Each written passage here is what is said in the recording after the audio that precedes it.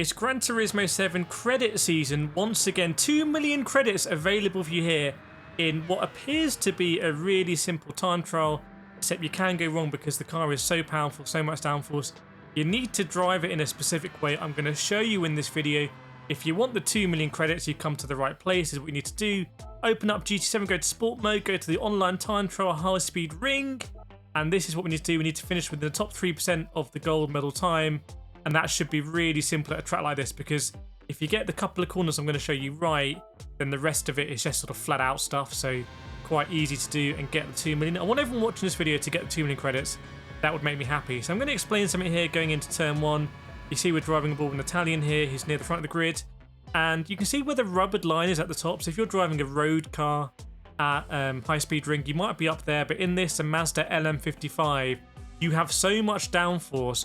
We are just going to take the shortest possible way around the corner, and that's going to be a familiar theme in this track guide. Although the next corner is very complicated. The last corner is a little bit of a secret as well. So coming up here to arguably the most difficult corner at high speed ring, because you're going to get very close to the barrier. In fact, you want to get as close to the barrier as you can. You might even graze the barrier. That's going to get into ethical questions about wall riding. You can wall ride here without getting a penalty. They might fix that. I recommend getting as close to the barrier as possible. Have a look at the Italian. He just maybe gets a slight as a tap, but he's not really wall riding it. That is the way through. Now here you can see we are coming in here at 200 miles an hour. And if you have a look at the track map, see how tight the corners get.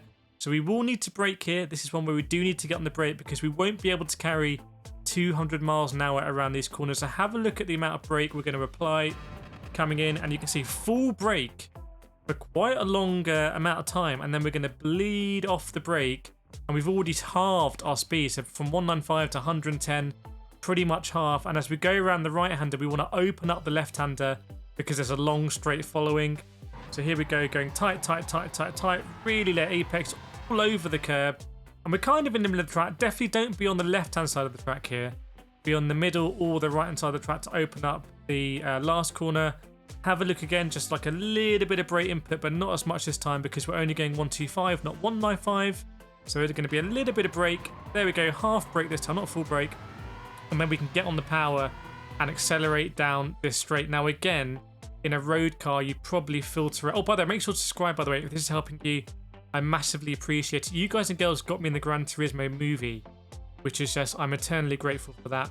But with this guide, road cars go to the left, not in the Mazda LM55. We're just going to sort of stay to the right because we've got so much downforce. This corner is not really a corner, where it can be tricky in road cars. I use this car, by the way, at Le Mans.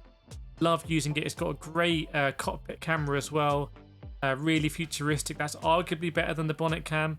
But now we're going to go into the very tricky left-hand corner. You might be asking me, hang on, Kireth, where should we be braking for left-hand corner? I'll let you know where the brake marker is. It's absolutely nowhere, because you do not brake for this last corner. And this is a really tricky corner in sports cars or road cars, because you've got to work out where to brake and deal with the weight transfer as you get on the brake. You just don't have that in the Mazda LM55.